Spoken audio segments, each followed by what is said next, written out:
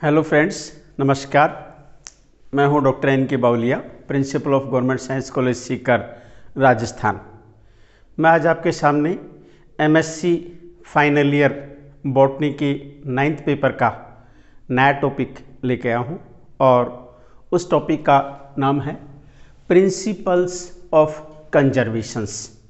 Principles means सिद्धांत, of conservations, conservations means संरक्षण। और किसके संरक्षण की बात कर रहे हैं हम?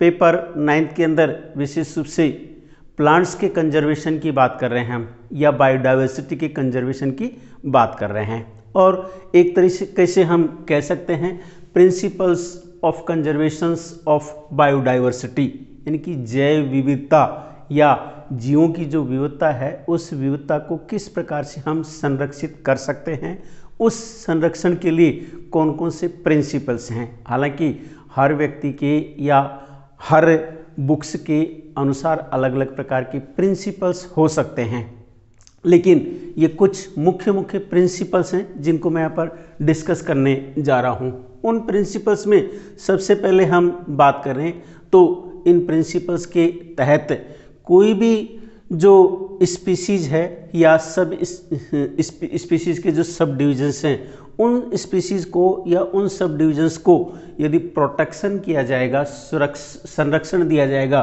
तो वह बायोडाइवर्सिटी का सपोर्ट होगा। ये एक पहला प्रिंसिपल है। दूसरा प्रिंसिपल है मेंटेनिंग हैबिटेट, यानी कि जो भी स्पीसीज जिस हैबिटेट के अंदर रह रही हैं उस हैबिटेट को यदि हम संरक्षित कर लेंगे तो या उसको मेंटेन कर लेंगे तो उसके अंदर रह रही जो स्पीसीज हैं या बायोडाइवर्सिटी हैं वो संरक्षित हो जाएंगी। और ये माना जाता है कि जितना बड़ा एरिया होगा उतनी ही उसके अंदर ज़्यादा स्पीसीज होंगी, और जितना छोटा एरिया होगा उतनी ही उसके अंदर कम स्पीसीज होंगी या उसका जो हैबिटेट होगा वह भी छोटा होगा। इसलिए उसको संरक्षित करना जरूरी है। तीसरी बात हम कह सकते हैं कि जो सभी चीज़ें होती हैं वो एक दूसरे से जुड़ी हुई होती हैं, लेकिन जो नेचर है और जो स्ट्रेंथ ऑफ द कनेक्शन है ये अलग अलग प्रकार का होता है या विविध प्रकार का होता है, इसलिए इसको भी मेंटेन करना जरूरी है। इससे बायोडाइवर्सिटी का जो कंजर्वेशन की बात करें, उस कंजर्वेशन की बात करने से पहले हमें ये जानना होगा कि जो हमारी पृथ्वी है उस पृथ्वी के ऊपर किस प्रकार से डाइवर्सिटी का डिस्ट्रीब्यूशन है। इस डिस्ट्रीब्यूशन की बात करें तो यदि हम जो सी लेवल है और उसके साथ साथ में जो हाई लेवल है, एल्टीट्यूड है, उसको देखें तो बायोडाइवर्सिटी का डिस्ट्रीब्यूशन अलग अलग प्रकार से देखने को मिलता है। इस डिस्ट्रीब्यूशन को अलग अलग जोन्स में बांटा गया है। जो जोन्स जो सी के अंदर या समुद्र के अंदर बायोडाइवर्सिटी पाई जाती है उसे सब टिडल जोन के नाम से जाना जाता है, और जो बायोडाइवर्सिटी जी पहाड़ों पर पाई जाती है या ऊंचाई पर पाई जाती है उसे अपलैंड के नाम से जाना जाता है, और जो तलहटी के अंदर पाई जाती है उसे सुप्रा टिडल के नाम से जानी जाती है। और विशेष रूप से जो सुप्राटिडल और सबटिडल इन दोनों के बीच के अंदर बायोडाइवर्सिटी पाई जाती है उसे इंटरटिडल के नाम से जानते हैं। और जो सी लेवल होता है ये लो वाटर लेवल होता है जिसमें जीरो टाइड आते हैं, और जो इंटरटिडल जोन होता है ये हाई वाटर लेवल होता है, यहाँ पर वाटर का लेवल काफ़ी ऊंचाई पर होता है। और जहाँ पर स्टॉर्म की लॉग लाइन होती है या विभिन्न प्रकार के जो स्टॉर्म्स आते हैं, तूफान वगैरह आते हैं, वो इस लॉग लाइन तक रहते हैं।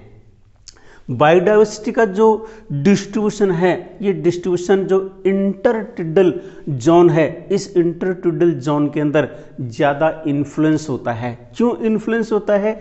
इस जगह पर जो लैंड है और जो सी है इन दोनों का एक तरह से असेंबलेज होता है या मिलान होता है, और उस मिलान के कारण से इस जगह पर या इस इंटरटिडल जोन के अंदर जो बायोडाइवर्सिटी है ये हाईली प्रोडक्टिव होती है।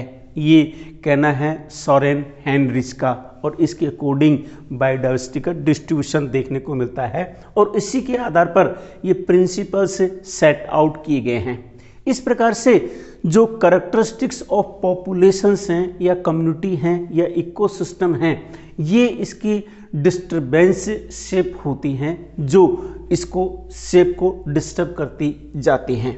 ऐसे ही जो क्लाइमेटिक चेंज होते हैं ये भी इन्फ्लुएंस होते हैं हर प्रकार के इकोसिस्टम में जो रैपिडली इंक्रीज होते रहते हैं। ऐसे ही जो कंजर्वेशन ऑफ बायोलॉजिकल डाइवर्सिटी है, इसकी लीड की बात करें तो ये conservation of essential ecological diversity, essential ecology को डाइवर्सिटी करता है या प्रिजर्व करता है continuity of food chain, ecosystem के अंदर खाद्य पदार्थों की या खाद्य श्रृंखला को कंटिन्यूस बनाए रखने के लिए। ऐसे ही जो प्लांट्स की जेनेटिक डाइवर्सिटी है या एनिमल्स की जो जेनेटिक डाइवर्सिटी है, इसको भी प्रिजर्व करना होगा और इससे हमें एंश्योर करना होगा कि इन सब चीज़ों का सस्टेनेबल यूटिलाइजेशन किया जाए, जिससे लाइफ सपोर्ट सिस्टम विकसित होगा अर्थ के ऊपर। इस प्रिंसिपल को भी हमें ध्यान रखना होगा और इससे बायोडाइवर्सिटी से बहुत ज़्यादा हमें नॉलेज प्राप्त होगा और ये पोटेंशियल यूज है टू द साइंटिफिक कम्युनिटी। इसके आधार पर जो भी वैज्ञानिक जगत है उसे आधारभूत ज्ञान प्राप्त होता है। ऐसे ही जो रिजर्वायर है वाइल्ड एनिमल्स के और प्लांट्स के, उनको भी प्रिजर्व करना होगा, जिससे enabling to be introduced if need be in the surrounding areas, यदि आवश्यकता होगी तो उसे प्रिजर्व किया जाएगा।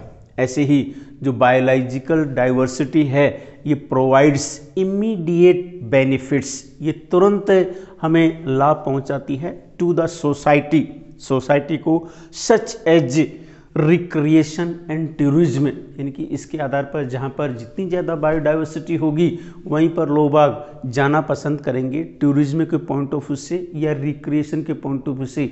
जहाँ पर सूखा होगा वहाँ पर कोई व्यक्ति जाना नहीं चाहेगा, इसलिए ये बायोलॉजिकल डाइवर्सिटी का इमीडिएट बेनिफिट हमें दिखाई देता है। ऐसे ही जो बायोडाइवर्सिटी कंजर्वेशन है ये serve as an insurance policy for the future, ये सबसे बड़ी बात है। यदि बायोडाइवर्सिटी का कंजर्वेशन होगा तो जो आने वाला फ्यूचर है उस आने वाले फ्यूचर का इंश्योरेंस होगा, ठीक उसी प्रकार से जिस प्रकार से हम हमारी लाइफ का इंश्योरेंस करते हैं, उसी प्रकार से यदि हम बायोलॉजिकल डाइवर्सिटी या बायोडाइवर्सिटी का कंजर्वेशन करेंगे तो फ्यूचर पॉइंट ऑफ व्यू से इसका इंश्योरेंस पॉलिसी हो जाएगी। इसलिए बायोडाइवर्सिटी को कंजर्व करना बहुत ही आवश्यक है।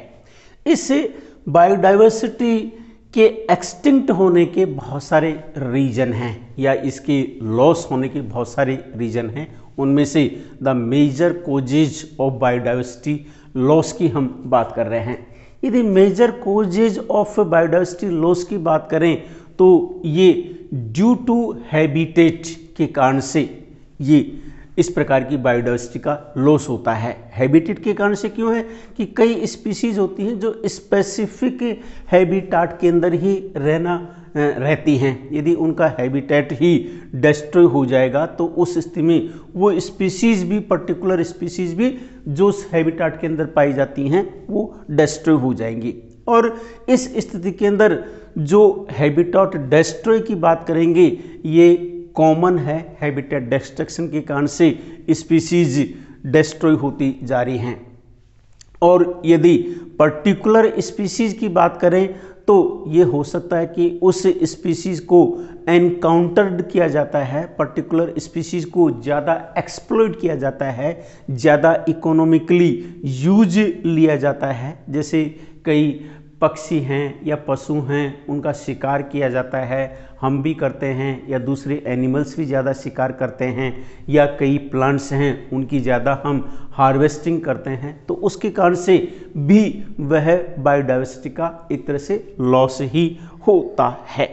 इसी के साथ साथ में यदि बात करें तो एक्सटेंशन ऑफ स्पीसीज हैं, ये भी एक कारण हो सकता है। ड्यू टू एनवायरमेंटल फैक्टर्स भी एक कारण हो सकता है, जैसे इकोलॉजिकल सब्स्टिट्यूशंस हैं, ये बायोलॉजिकल फैक्टर्स हैं और पैथोलॉजिकल कॉजेज हैं। इन सब के कारण से जो स्पीसीज हैं उन स्पीसीज का एक्सटेंशन हो जाता है, और ये नेचर के द्वारा भी हो सकते हैं या मनुष्य के द्वारा भी हो सकते हैं। दोनों ही कारण हो सकते हैं कि किस कारण से उस स्पीसीज का एक्सटेंशन हो रहा है। कई नेचुरल कोजेज हैं जिससे बायोडाइवर्सिटी का लॉस होता है, इसलिए हम बात कर रहे हैं natural causes for the loss of biodiversity.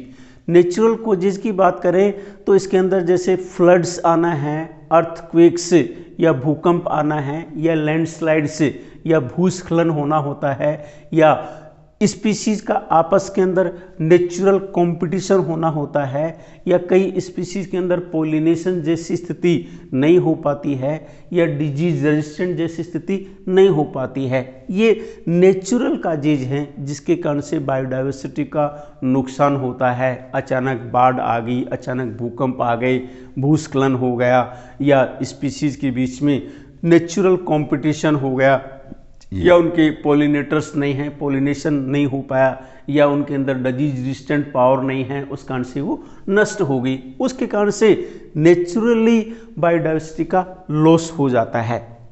Nature के साथ साथ में कई मैन मेड कोजेज भी हैं जिससे बायोडाइवर्सिटी का लॉस होता है। Man made causes for the loss of biodiversity कौन कौन से ऐसे कारण हैं जिससे मनुष्य के द्वारा या मनुष्य जनित चीज़ों के द्वारा बायोडाइवर्सिटी का लॉस होता है या एक्सटेंशन होता है। इसकी हम बात करें तो मनुष्य के द्वारा डिस्ट्रक्शन ऑफ हैबिटेट होता है। हाँ, नेचुरल तो हो सकता है, लेकिन मनुष्य के द्वारा भी जो बायोडाइवर्सिटी है उसके हैबिटाट का डिस्ट्रक्शन होता है। क्यों होता है कि जैसे जैसे मनुष्य अपना विकास कर रहा है या वेक ऑफ डेवलपमेंट एक्टिविटी कर रहा है, जैसे हाउसिंग बनाना है, घर बनाना है, एग्रीकल्चर खेती करना है, या कंस्ट्रक्शन ऑफ डैम बड़ी बड़ी बांध बनाना है, या रिजर्वायर वाटर के बांध बनाना है, या रोड्स बनाना है, या रेलवे ट्रैक्स बनाना है। इस प्रकार के बहुत सारे डेवलपमेंटल एक्टिविटीज़ की जाती हैं, और इस डेवलपमेंटल एक्टिविटीज़ के कारण से इस एरिया के अंदर जहाँ पर घर बनेंगे, जहाँ एग्रीकल्चर होगी, जहाँ पर कंस्ट्रक्शन वर्क होगा डैम्स के लिए, रिजर्वायर्स के लिए, या रोड्स के लिए, या रेलवे ट्रैक्स के लिए, तो इस दायरे के अंदर जितनी भी बायोडाइवर्सिटी आएगी उस बायोडाइवर्सिटी का हैबिटेट डिस्ट्रॉय हो जाएगा, और उस कारण से उस बायोडाइवर्सिटी का लॉस होगा। इसी के साथ साथ में जैसे जैसे इंडस्ट्रियल रिवॉल्यूशन हो रहा है वैसे वैसे हमें एक पॉल्यूशन भी गिफ्ट के रूप में मिल रहा है, प्रदूषण भी गिफ्ट के रूप में मिल रहा है, या दूसरे शब्दों में हम कहें कि जैसे जैसे इंडस्ट्रियल रिवॉल्यूशन गिफ्ट मिली है उसी के साथ साथ में पॉल्यूनेशन भी साथ साथ हो रहा है, जिससे ये प्लेस टू प्लेस वरी करता है पॉलिनेशन, और इससे जो स्पीसीज है, वैरायटी ऑफ स्पीसीज है जो एयर के अंदर रहती हैं, वाटर के अंदर रहती हैं, या लैंड के अंदर रहती हैं, वो धीरे धीरे एक्सटिंक्शन के कगार के ऊपर जा रही हैं, क्योंकि वो सफ़र करती हैं एयर के अंदर रहने वाली, या वाटर के अंदर रहने वाली, या लैंड के अंदर रहने वाली। एयर के पोल्यूशन के कारण से, वाटर पोल्यूशन के कारण से, और लैंड के पोल्यूशन के कारण से इस प्रकार के चीज़ें डिस्ट्रॉय हो रही हैं, या स्पीसीज या बायोडाइवर्सिटी का डिस्ट्रक्शन हो रहा है। इसी के साथ साथ में हम बहुत सारी चीज़ें यूज़ कर रहे हैं, जैसे मोटर कार यूज़ कर रहे हैं, या एयर कंडीशनर्स यूज़ कर रहे हैं, या रेफ्रिजरेटर्स यूज़ कर रहे हैं, और ये जो चीज़ें हैं symbols of a modern society के सिंबल बनते जा रहे हैं, या एफ्लुएंट सोसाइटी के सिंबल बनते जा रहे हैं। इससे इंस्ट्रूमेंटल इन ग्लोबल वार्मिंग, इससे बहुत बड़ा फर्क पड़ रहा है, जिससे ग्लोबल वार्मिंग हो रही है, ओजोन डिप्लीशन हो रहा है, जिसको आप अच्छी तरह से जान रहे हैं। आए दिन आप सुनते होंगे कि जो ग्लेशियर हैं वो पिघल रहे हैं और समुद्र का लेवल बढ़ रहा है, ये ड्यू टू ग्लोबल वार्मिंग। और इसी के कारण से बहुत सारी गैस निकलती हैं जिन्हें CFC क्लोरोफ्लोरोकार्बन गैस के नाम से जानते हैं, जो एयर कंडीशनर्स, रेफ्रिजरेटर्स या मोटरसाइकिल से निकलते हैं। उससे जो ओजोन लेयर है इसका डिप्लीशन हो रहा है।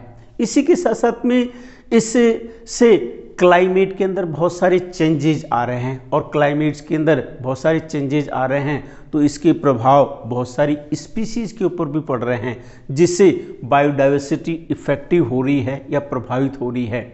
ऐसे ही बहुत सारी फैक्ट्रीज हैं या पावर स्टेशंस हैं, बिजली वाले हैं या पावर लूम्स हैं, जो स्वीपिंग आउट पॉइजनस गैसेज, उनसे जहरीली गैसें निकल रही हैं, एफ्लुएंट्स निकल रहे हैं, फॉल्ट अप हो रहे हैं, जो environment bringing death and disease, जो एनवायरनमेंट के अंदर रहने वाले जो भी स्पीसीज हैं उनके डेथ और डिजीज पैदा कर रहे हैं। इसी प्रकार से समुद्र के अंदर ऑयल स्पिल्स जा रही हैं या सीवेज का डिस्चार्ज हो रहा है। इस कारण से समुद्रों के अंदर या समुद्र तटों के अंदर रहने वाले जो हैबिटेट है, उस हैबिटेट के अंदर रहने वाली जो स्पीशीज हैं या बायोडाइवर्सिटी है वो नष्ट हो रही हैं। इसी के साथ साथ में लार्ज नंबर ऑफ स्पीशीज हैं वो थ्रेटन्ड हो रही हैं, खतरे की ओर बढ़ रही हैं, जिनको बहुत ज़्यादा हंटिंग किया जा रहा है, पोचिंग किया जा रहा है, इलीगल ट्रेड किया जा रहा है, अवैधानिक व्यापार किया जा रहा है उनका, उससे वो खतरे के कगार पर पहुंच रही हैं या नष्ट होने की स्थिति में आ गई हैं। और इस इनडिस्क्रिमिनेट यूज से टॉक्सिक केमिकल्स और पेस्टिसाइड्स आ रहे हैं, जैसे और exploitation of wild life resources हो रहे हैं, जो कॉमर्शियल पर्पस के रूप में काम में ले जाते हैं। ये सब रैपिड डिक्लाइन हैं जो कई स्पीसीज के तेजी से गिरावट होने के अंदर। इसी प्रकार से हम बात करें कि जैसे टाइगर है, इस टाइगर का शिकार किया जाता है विशेष रूप से उसकी क्लॉज, पंजों के लिए और उसके अन्य पार्ट्स के लिए, और ये मान करके शिकार किया जाता है कि इससे कई प्रकार के एलिमेंट्स ठीक होंगे मनुष्य के, और उस कारण से उनका शिकार किया जाता है, जिससे टाइगर्स की संख्या में कमी आ रही है। ऐसे जैसे स्नेक्स हैं, सर्प हैं या क्रोकोडाइल्स, घड़ियाल्स हैं, उनको भी मार दिया जाता है लार्ज नंबर के अंदर। क्यों मारा जाता है? क्योंकि जो उनकी जो स्किन होती है या उनकी जो मिंक होती है या सेबल होता है, ये अरमाइन होती हैं, इन सब को डिमांड है मार्केट के अंदर। लोग बाग लग्जरी दिखाई देना चाहते हैं या गर्म कपड़ों के अंदर रहना चाहते हैं, उनका जो फर है वो काफ़ी अच्छा होता है, इस कारण से इनका शिकार किया जाता है। ऐसे ही जेनेटिक इरोजन अराइज हो रहा है from the loss of habitat rich in biodiversity. जो हैबिटेट रिच हैं बायोडाइवर्सिटी के, उनके अंदर जेनेटिक इरोजन हो रहा है, and from the disappearance of the traditional conservation practices. और जो ट्रेडिशनल कंजर्वेशन प्रैक्टिसेज हैं उनका लुप्त हो रहे हैं, जिससे वाइल्ड स्पीसीज हैं जो पर्टिकुलर हैबिटेट में पाई जा रही हैं रूरल और ट्राइबल पीपल के साथ में, वो भी एक तरह से डिक्लाइन की ओर हो रही हैं। इस प्रकार से हमने इस छोटे से वीडियो के माध्यम से आज आपके सामने प्रिंसिपल्स ऑफ कंजर्वेशंस की बात की और बायोडाइवर्सिटी का नुकसान होने का या एक्सटेंशन होने के क्या क्या कारण हैं, उन कारणों पर बातचीत की। इन बायोडाइवर्सिटी को किस प्रकार से बचाया जा सकता है, इसके बारे में हम अगले वीडियो के अंदर बात करेंगे। ये वीडियो आपको कैसा लगा? अच्छा लगा लाइक कीजिए, शेयर कीजिए और चैनल को सब्सक्राइब कीजिए। कोरोना काल में घर रहिए और हमारे फेसबुक पेज डॉक्टर NK बावलिया से ई कंटेंट के लिए जुड़े रहिए और व्हाट्सएप ग्रुप को लगातार देखते रहिए, कमेंट करते रहिए। धन्यवाद।